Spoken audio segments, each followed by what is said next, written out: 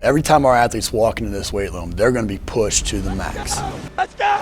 Let's go! The barbell hasn't changed in over 100 years. I can take a 25-pound plate and we'll go out on the turf and I'll have you hating life. We talk about straining your gut, pushing past that comfort level. I want a lot of energy. What better breeding ground is there for being a success in life than the weight room?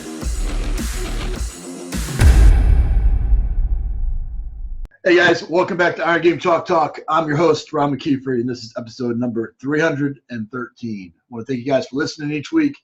Appreciate those of you that like, share, comment. Just helps us continue to highlight the great people that we have in our profession. Also appreciate our sponsor, Train Heroic. I only partner with companies that I believe in both the product and the people. And Train Heroic, they have a fantastic product, but even better people. So if you're in the market, please reach out to them. If not, just let them know how much you appreciate them being part of the show the next time you see them at a conference or something. This week, I'm joined by a special friend, Rod Cole. He's the head strength coach at Tarleton State. I know him from being a 21-year-old young strength coach, aspiring strength coach, taking my first site visit to Kansas State and getting a chance to shadow him for the day and him taking an interest in me. And long story short, helping me start my career at South Florida. But Coach, it's an honor to get you on the show finally, man. It's taken us a while, but I'm glad to be here. Ryan, I mentioned a little bit. You're at K-State. You've been at Texas A&M. You're at Tarleton. You've had the. We'll talk a little bit about the longevity of being in the profession and being at those places for long periods of time. But which aspect of your career, which time in your career best defines the coach that you are today? I don't think there's one certain time. I think it's just a matter of day to day. Before I was at Kansas State, I was a high school coach for 6 years. Then I was a junior college coach for 3. Then I was at K-State for 14. Then I went to Texas A&M and then landed here at Tarleton State. Now, I tell everybody this may be the best job I've ever had in terms of family and schedule and being able to do all the things that we'd like to do. My wife and I have 7 children, so that keeps us busy right there. But it's day to day. I've enjoyed every day, whether it was coaching, teaching junior high English and coaching junior high football, or whether it was winning a Big 12 championship at Kansas State. No doubt. What year is this coaching for you now? This fall will be 36. 36 years coaching. So, I mean, you're not in this profession for 36 years or haven't had the success that you've had without making some mistakes along the way. What's one of the biggest mistakes you made and how you learned from it? Oh, probably the biggest mistake I ever made was being too gung-ho and just riding kids and pushing too hard. There's a little bit of a tact to how to work with people. I don't play golf, but people tell me it's like having some touch on the putting green. You know how to work with people. I think when I was young, I just kind of bulldozed everybody over. What would you go back and tell yourself? I mean, because obviously it's easy to get caught up, especially when you work for a guy like Bill Snyder. It's easy to get caught up in being that gun-ho, fiery. Every minute, every rep, every second is super important. How do you go about kind of slowing that guy down? Well, when I was 22 years old, I went to an FCA camp in Estes Park, Colorado. And a guy named Tom Adams, who was a high school coach in Richmond, Missouri, had all the coaches together. And he told us something I'll never forget. He said, everything you do in coaching is geared to win. But he was talking as a high school coach every Thursday night, you better sit down and think through how you're going to handle it when the wheels come off. Because it's going to happen. Whether it's in a Friday night football game, coaching high school football, or in a workout, working with kids, the things are going to happen where the wheels come off, it goes crazy. You've got to keep your cool and be the adult, be the one in charge, under control. And I think that helped me then.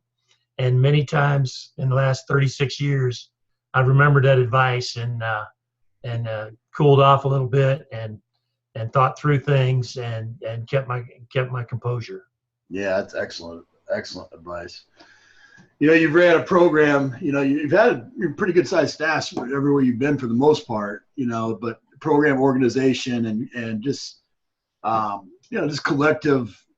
There's so much more that goes into running a strength and conditioning program than just the sets and reps of the workout program for that 8-week cycle. Talk a little bit about how you developed yourself as a manager of time, people, and resources. Well, my college football coach, Ted Kessinger, Bethany College, little school in Kansas, KCAC, same conference you played in. That's it. Always had an army. And I learned from him, you can get a lot more done with more hands on deck. And at Kansas State, I spoke in classes on campus and recruited interns and always had about 15 to 20 people working for me. I did the same. I did at A&M.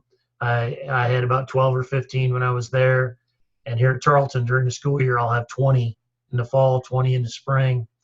I've got 15 right now this summer. I enjoy that as much as coaching athletes. Sure. I enjoy coaching young coaches, helping them come along. And I tell you, probably the most important thing in our program right now is right here sitting beside me. She's going to slide in here. Get in here. What's going on? Coach, how you doing? I didn't know you were still there. Good to see you. Yes, sir, I am. Yeah, Coach Sharp was full-time at Tulane for 7 years. I met her when she took her oral test for the SCCC. I gave her test, and I wrote in my notes I wanted to hire her. And I got her here about 3 months later. That's fantastic. And having a great assistant, having a great staff is just crucial. The best thing I've done in the 10 years I've been at Tarleton is probably hiring Stephanie Sharp. Well, Stephanie, that's why you're here. I mean, speak to that a little bit. I mean, what do you think? I mean, you've had some different experiences. You've had different bosses. What makes Rod different? He's a little bit more aware of the things that help a high-performing organization move, and that's the people aspect of it. The more you work with young athletes, I think the more I hear from other coaches, they find out later on in their career the very thing that he spoke about, that you've got to have some tact in which how you coach, and that doesn't mean you get any softer. You still have the fire and the desire and the passion of coaching. And as a strength coach, we don't work in a library, as Coach Cole often says. So, we can get fired up, but you also have to have an ability, have tact and a personality to be able to reach a vast number of athletes, not only with on the football side, but the Olympic side. So being able to do that, I see that in him and his ability to allow me to, have that access to these young athletes to do the same thing. And hopefully, we always say we think the same way, we just, we articulate it and manifest it differently. He looks like him, I look like me, but we think honestly the same. So it's a good gel. It's a good mesh, good same spirit, and I think that's, he pushes you.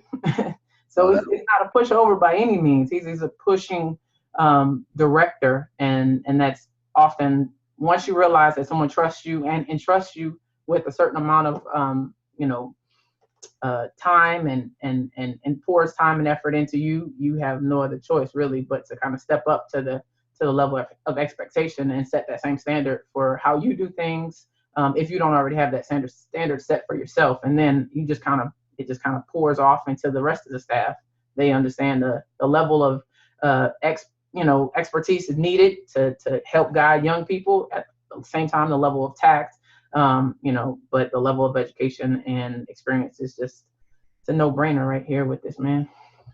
Well, I'm glad you mentioned that. I think that's probably the most important thing in coaching, and especially something that you learn as you go through the years, right? Is that you acting like you have it all together, or you being this robot that has no emotion or no vulnerability, distances yourself from the athletes that you work with, as opposed to something that we identified with, and I know, Stephanie, you share as well.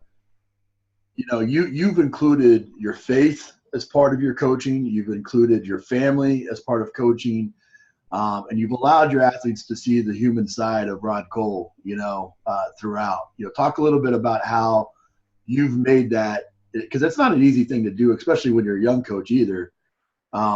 But talk about how you've used those two things to become a better coach throughout your career.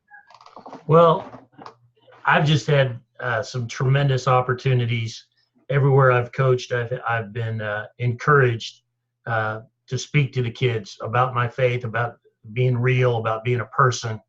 Our current head football coach got here 3 years ago, and within 2 weeks he came to my office and said we want to do a chapel service every week with our football team during the season, and he wanted it consistent with the same person speaking all the time, and he wanted to know when I could do it. And we do it every Thursday night after practice. And I get real emotional in those times and share with kids from my heart. One thing I had to share this year was we made a playoff trip to Minnesota. I didn't get to make the trip because my son was playing in a state championship football game the same day. And that's where I needed to be. Yeah. And I think that helped them understand a little bit about people, about where you need to be as a dad, where you need to be as a son, where you need to be as a husband, as a father, all that.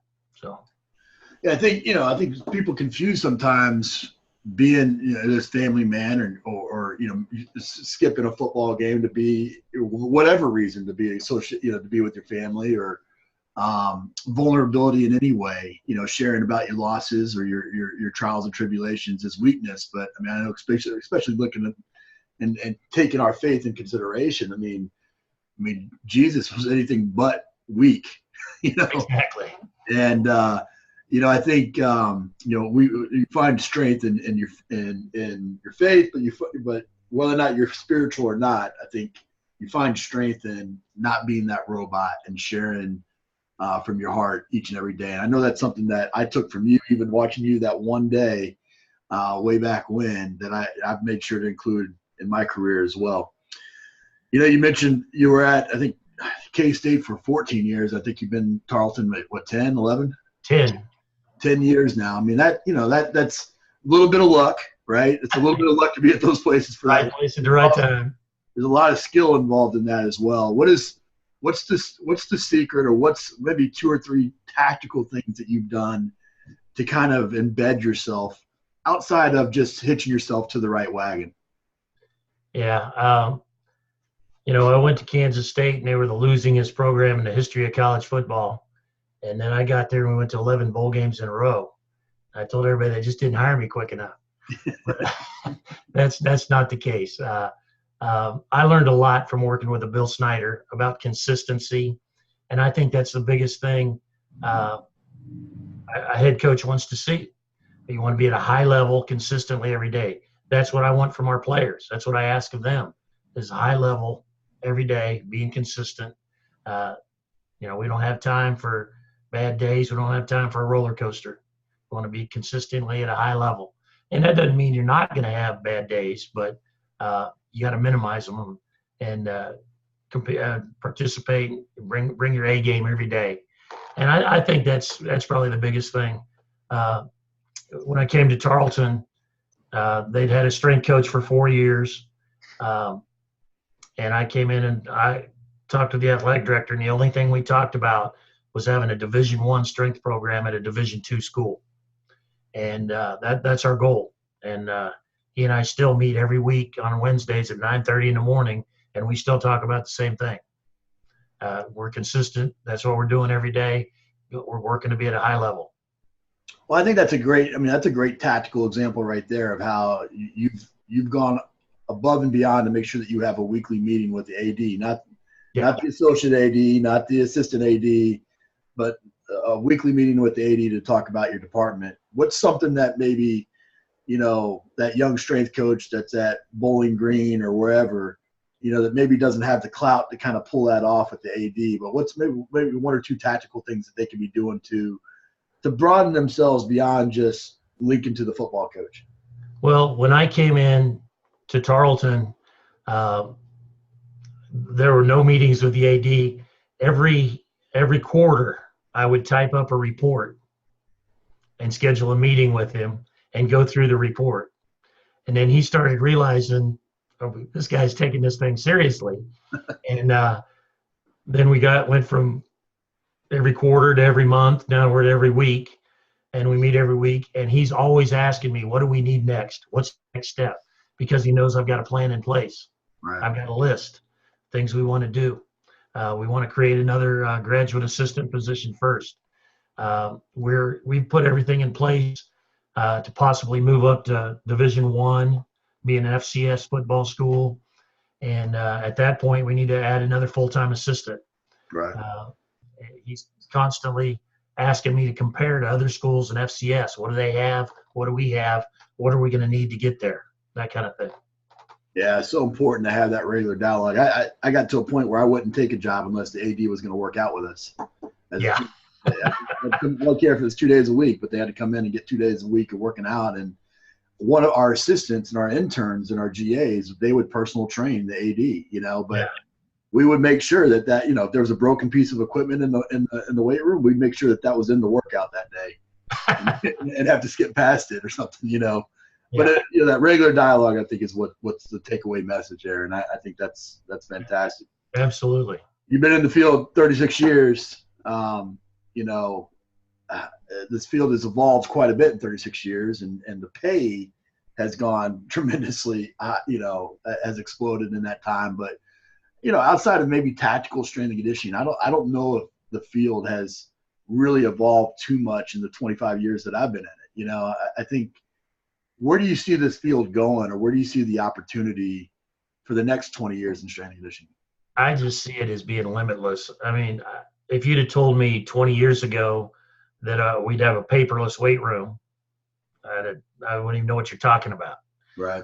And we use the team builder system where we have all the workouts on tablets at every rack. We have big screen TVs, 4 of them around the weight room, with the workouts on them. We have devices on the bar to measure bar speed. We're always trying different technology things. That's incredible.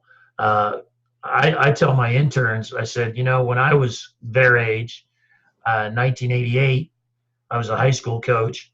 I went to Bulgaria and the Soviet Union to study strength and conditioning.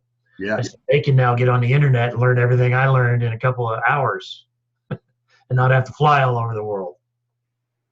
No question. I think it's, I think what I always try to convey to interns or younger coaches is that, guys like yourself, Boyd, others that were, that helped start this profession, did it at a time when it was considered bad to lift weights. People thought it was bad to lift weights for sport, and they took it and you created positions, or you took jobs at schools that hadn't won in forever and turned them around. And I think we have an obligation in this profession as young coaches, to grow, to make it grow, and stop just throwing your hands up and saying, "Where's my job?" when you get your degree and your certification, but actually going out and creating jobs in different areas and different schools and within collegiate sport and high school sport and whatnot, but also in different areas. Think about I had a coach recommend strength and conditioning for like oil rig workers the other day. I thought that was a great idea. Anything that has any kind of physical attributes to it, I think requires requires longevity, could require a strength coach. So we need to be thinking outside the box. What do you wish, when you see that young coach's resume come across your desk now, what do you see that's missing, or how can they stand out in a better way than just the resume that goes out? Well, one thing I'm asking my interns to read is your book, CEO Strength Coach, because I think you come up with great ideas about the future of the profession. Technology-wise and all that, you're way ahead of me. I'm the worst technology coach in the world. I just get a bunch of young people to help me. That's why Stephanie's right to your left right there. Stephanie's right here. She's helping me out.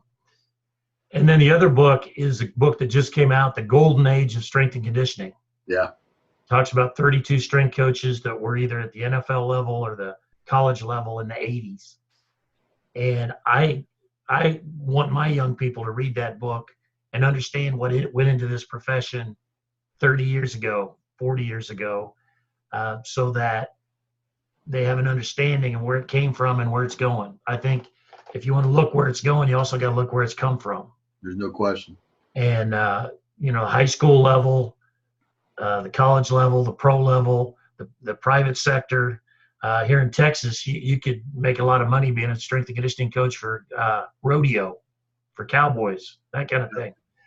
There's a lot of possibilities out there, and you need to get a lot of bright minds working on it to come up with, how do I make a living doing this? No question. Well, I think that's the point, is when these coaches are getting out there, they've got their graduate assistant already done, and they can't find a job. That's not the time to throw your hands up and play the victim card. That's the time to be innovative and go out and create something from nothing. And those are the types of people that I want working for me at the Olympic teams that I work with around the world, or the professional rugby teams, or whatever that I'm doing these days. I want originators. I want people that have innovative thought, and that's how you're going to separate yourself in a crowded market, for sure. Yeah. My son Kade. Yeah. He was a head strength coach at Hardin-Simmons Division III at age 22. Yeah. He's been there 4 years now, and he is always coming to me with different ideas, and he's training soccer girls on the side. He's training Little League baseball kids on the side, all kinds of different things going on.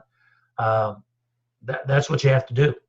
You have to find a way to do what you love and get your name out there in front of people a little bit. You've been in the field when you probably made, who knows, $12,000 your first year at K-State, and it got up to where it was making, good money. 36 years in, not having that many more years left in the field. What are some thoughts about retirement or positioning yourselves for life after strength and conditioning? What's some advice that you have for the young coaches listening?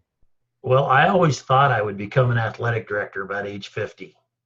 And when I was at Texas A&M, and the football staff got let go, and I interviewed for some Division I strength jobs, ended up not getting any of them. I interviewed for a couple NAIA athletic director jobs, got offered one. And when it came time, right down to it came time, I couldn't take it.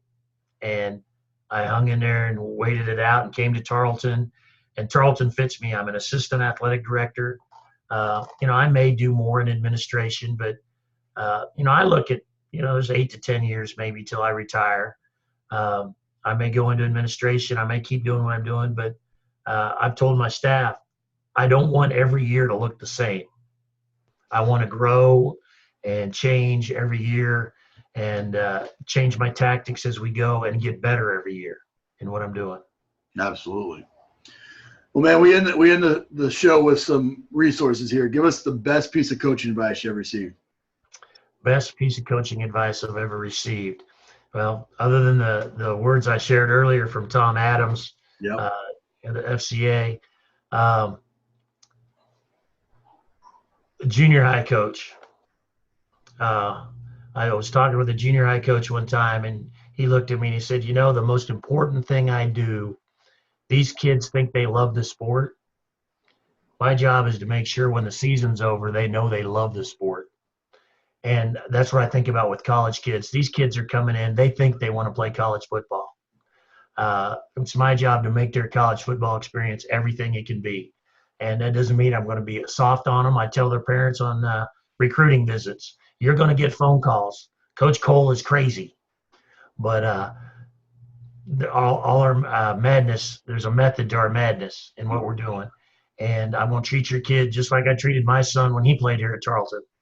I'm not going to abuse him. I'm not going to dog cuss him. I'm not going to slap him upside the head. I'm going to love him up when he needs it, but I'm also going to be tough on him when he needs it. Absolutely.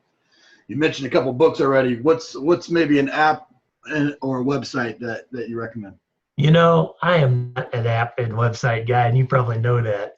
I check Football Scoop every day, and I get great stuff off of Football Scoop. I really do. The book I'm reading right now is The System. Yeah, it's good. By Johnny Parker, Al Miller, Rob Panarello. I studied in Bulgaria in the Soviet Union. I'm just now getting into it, but I'm really enjoying that. I think I try not to just use the same program over and over. I try to adapt and change. For the first time this year, we tried some triphasic training in the wintertime and in the winter off season. And I liked it. The kids liked it. It was something different. So I'm always looking for new ideas, but I don't know if I've got an app or a website that I'd throw out there that I check every day or anything like that. He's like he's got the Encyclopedia Britannica back there, right, Stephanie? Yeah. Something like that. He uses his phone for stuff now. He's not. I am reading the system on my phone. So, Yeah. hey, there we go. That's a big step for a guy like me. This has been a huge treat for me because, my journey started with a visit with you, and then you tracking me, you basically tracking me down in NFL Europe to let me know about an opportunity in South Florida. And so my whole career really stems from those two things. And so you're special to me. You're special to me also because of the way that you've conducted yourself throughout your career with keeping your faith front and center, keeping your family front and center. It's allowed me to kind of see an example of how it's supposed to be done right, and keep kind of positioning myself off of that. So appreciate you for what you do. Thanks so much for just being the man that you are. But we're lucky to have you in the profession.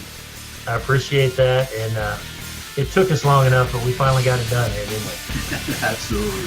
That's it for this episode of Iron Game Chalk Talk. Thanks to this week's guest as well as our sponsors for bringing this episode to you for free. Make sure to check out ronmckeefrey.com where you can join our mailing list, find the show notes, including all the links and resources mentioned, and information about Coach McKeefrey's other products. While you are there, please join Coach McKeefrey in the comments section thanking our guest for sharing. If you haven't subscribed to Iron Game Chalk Talk on YouTube or iTunes yet, make sure to do so. Comments, ratings, and reviews are always welcome. Coach McKeefrey can be found on Twitter at @RMcKeefrey, on Facebook and YouTube at /Ron.McKeefrey. That's it for this week. Be sure to check back next week for another great episode of Iron Game Chalk Talk.